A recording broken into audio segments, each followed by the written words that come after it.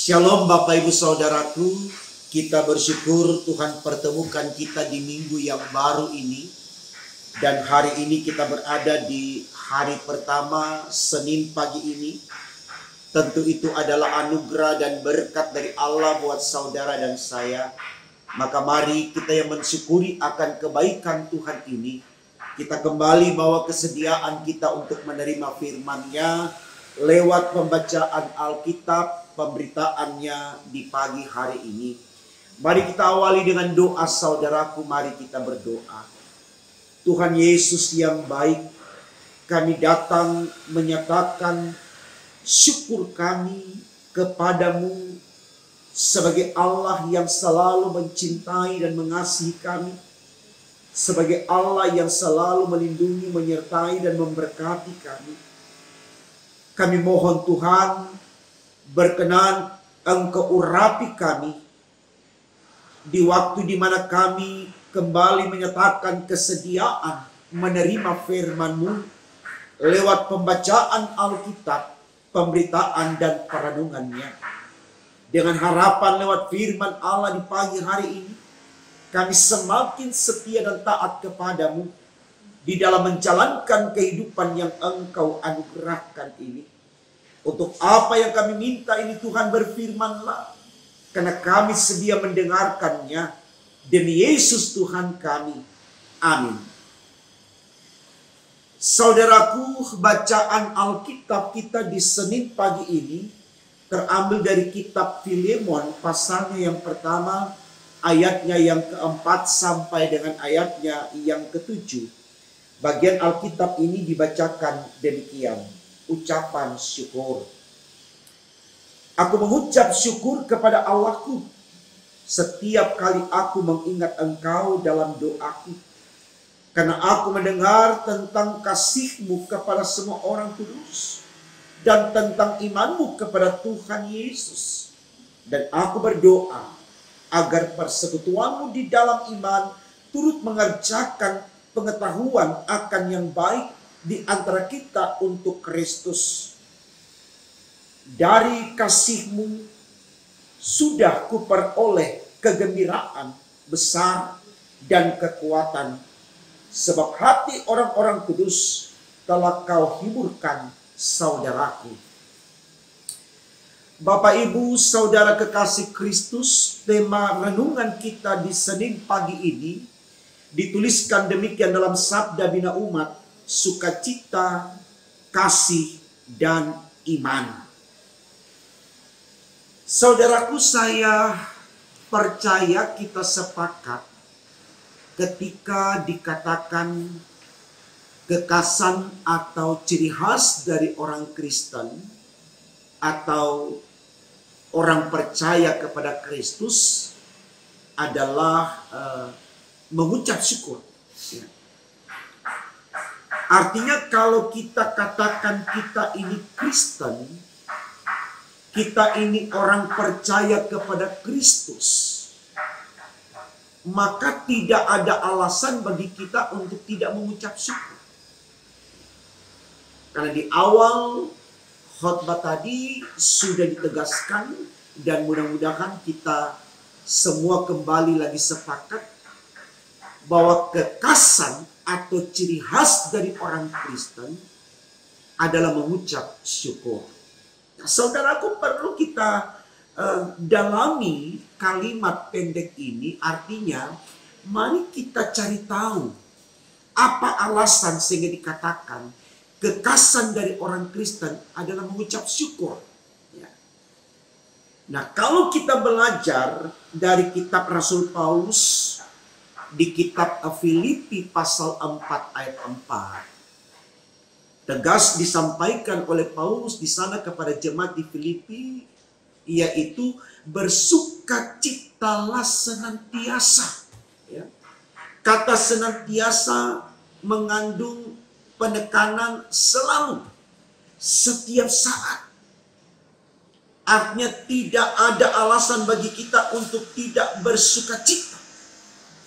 Dan kalimat yang mengikuti tulisan Paulus itu adalah di dalam Tuhan. Artinya sukacita yang kita nyatakan itu harus di dalam Tuhan. Nah, saya percaya kita sangat memahami sekali kata sukacita itu identik dengan bersyukur. Hanya orang yang bersyukur yang bisa menyatakan sukacita. Orang yang bersukacita karena dia bersyukur. Jadi kembali lagi apa yang dikatakan di awal khotbah tadi, kekasan dari orang Kristen atau anak-anak Tuhan adalah bersyukur.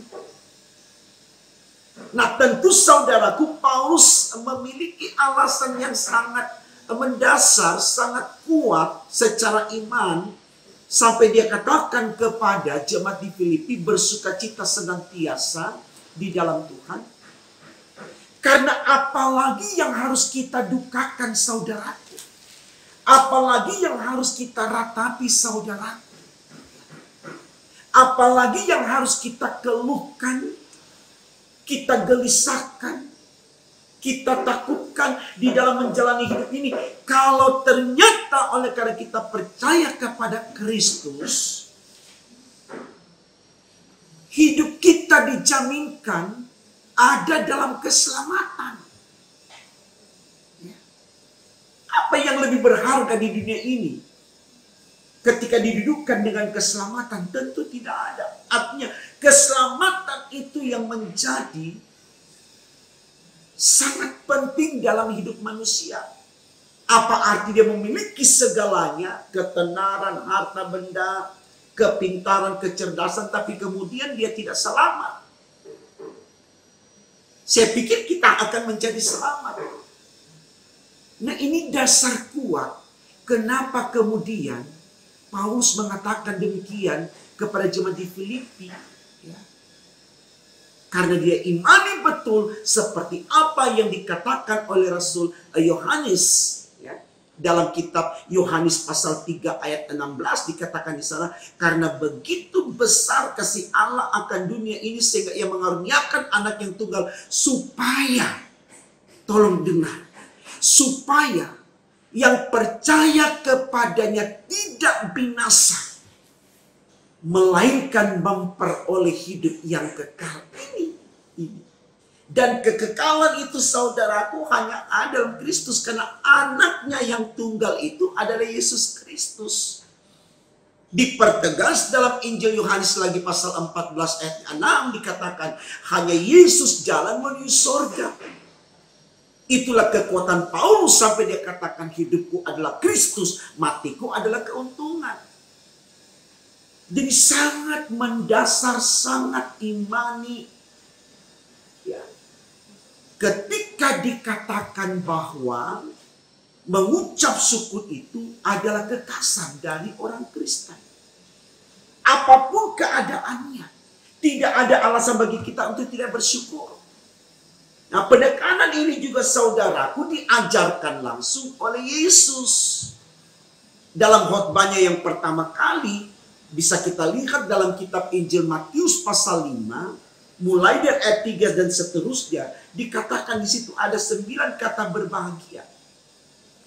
Tapi ajarkan untuk berbahagia yang diajarkan Yesus diikuti dengan satu kondisi yang cenderung manusia tidak suka.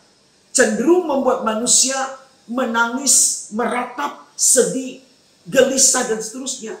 Misalkan apa, saudaraku? Di situ ayat 3 Yesus katakan, berbahagialah orang yang miskin.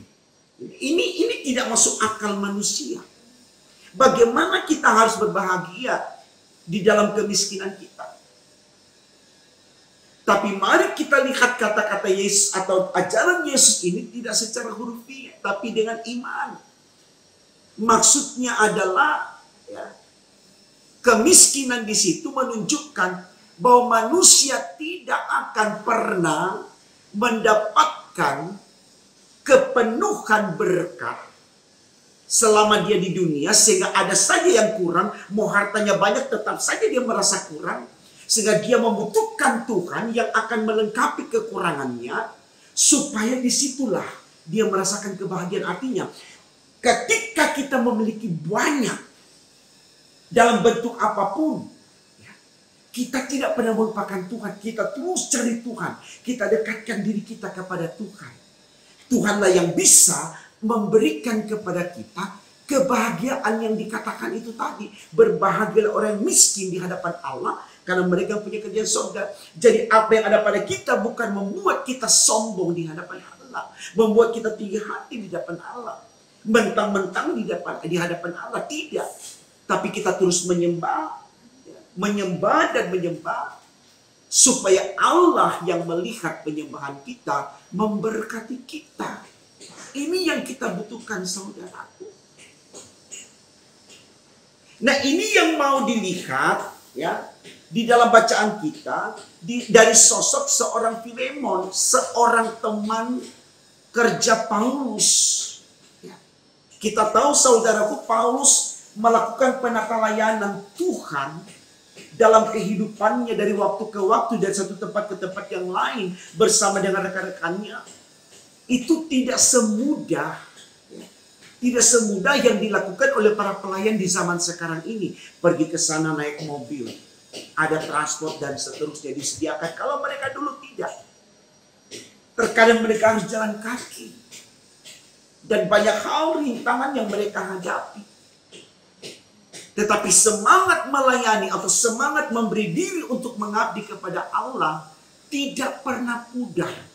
Di tengah badai sekalipun, di tengah tantangan sekalipun, bahkan ancaman sekalipun, mereka tetap giat melakukan. Karena apa, saudaraku? Karena ada sukacita, karena ada kegembiraan, karena ada rasa syukur di dalam diri mereka. Karena mereka tahu di balik derita yang mereka alami, Tuhan menyediakan sesuatu yang besar, yaitu kehidupan yang kekal. Sehingga mereka tidak melihat keadaan yang menimpa mereka, menindih hidup mereka secara ekonomi, secara fisik, secara sosial, dengan duka tidak, tapi mereka tetap bersyukur. Ya. Karena mereka tahu di dalam Tuhan upahnya adalah surga. Ini spirit, ini semangat. Ya. Dan itu yang Paulus lihat kepada Filemon. Makanya dia sangat bersukacita, dia sangat bergembira, dia sangat bersyukur mendengar Filemon tetap eksis, tetap baik di situasi apapun, menjadi berkat untuk orang-orang yang dia layani. Jelas sekali diuraikan dalam bacaan kita, saudaraku, ayat 4 dikatakan begini. Aku mengucap syukur kepada Allahku setiap kali aku mengingat engkau dalam doaku. Karena aku mendengar tentang kasihmu kepada semua orang kudus. Dan tentang imanmu kepada Tuhan Yesus. Garis bawahi, iman kepada Tuhan Yesus. Ini sesuatu yang harus kita teladani, Bapak Ibu Saudaraku. Kenapa? Karena di masa sekarang ini, bukan saja karena COVID. Beberapa waktu yang lalu sudah saya sampaikan, bukan saja karena COVID. Banyak hal yang menjebak manusia untuk meninggalkan Yesus. Jangan berpikir di luar dari Yesus dia akan mendapatkan apa yang diinginkan. Tidak, saudara. Sejauh kaki melangkah menapaki kehidupan, sejauh tangan berkarya dalam membaktikan diri untuk hal apapun, kita tidak akan pernah mendapatkan kebahagiaan sempurna di dunia ini. Karena apa? Dunia ini fana, selalu dikatakan demikian. Tidak ada yang kekal di dunia ini. Kekekalan itu hanya ada di dalam Yesus Kristus. Karena dia sendiri adalah kekekalan itu. Jadi untuk apa, saudaraku? Kita semangati diri untuk mencari, mengejar apa yang kita katakan kebahagiaan. Kalau ternyata ada kebahagiaan yang lebih sempurna yang akan kita miliki. Karena kebahagiaan di dunia itu semua artinya itu hanya sesaat. Hari ini kita bisa tertawa, saudaraku. Besok belum tentu kita bisa tertawa. Bisa saja kita meratap, kita menangis. Karena situasi dunia ini berubah-ubah. Tidak pernah kalau AA terus tidak. Makanya orang bilang hidup ini seperti roda. Dia berputar terus. kadang di atas, kadang di tengah, kadang di bawah. Hidup ini dinamis, tidak statis. Supaya kita tahu bagaimana kita menyemangati diri kita dalam melangkah, merangkai karya dalam hidup ini. Betul-betul dengan syukur, sukacita, tapi ingat, di dalam nama Tuhan Yesus. Itu juga yang disoroti oleh tema khotbah kita, yaitu sukacita dan kasih, tapi di dalam iman. Sukacita, kasih, dan iman. Iman inilah yang mau mengkondisikan kita bahwa sukacita kita, kasih kita, syukur kita harus di dalam nama Tuhan Yesus, bukan di dalam kekuatan yang lain. Mari saudaraku, di sisa waktu yang sedikit di 2020, sembari kita menyambut Natal dan Tahun Baru, kita benahi kembali hati kita, jiwa kita, pikiran kita, perasaan kita, perbuatan kita, untuk betul-betul ada di dalam Tuhan. Karena hanya bersama dengan Tuhan, sukacita dapat kita nyatakan. Bersama dengan Tuhan, rasa syukur dapat kita nyatakan. Bersama dengan Tuhan, kita hanya bisa terus menerima apapun yang terjadi dalam sebuah kerelaan, meleburkan di dalamnya dengan tetap mengandalkan Tuhan. Karena Tuhan selalu berpihak kepada orang-orang yang mengandalkan Dia. Ingat dan yakinilah, Tuhan kita itu Tuhan yang Immanuel, yang selalu menyertai. Kalau Dia sendiri sudah mau menyertai kita, mengapa kita tidak mau terlibat di dalam penyertaan itu? Mengapa kita lari meninggalkan Dia yang mau menyertai kita? Saya pikir ini baik saudaraku untuk kita renungkan. Karena firman Allah sudah berkata, banyak yang dipanggil, sedikit yang dipilih. Mari kita berjuang dan terus berjuang sampai akhir. Supaya kita tidak hanya dipanggil, tapi juga dipilih. Karena kita mau hidup dengan sukacita, kita mau hidup dengan kasih, karena kita punya iman kepada Kristus, seperti yang disoroti di tema khotbah kita. Selamat membuktikan saudara, Tuhan Yesus memberkati firman-Nya. Amin. Mari kita berdoa. Terima kasih Tuhan karena Engkau sudah berkati kami lewat perenungan firman di pagi ini.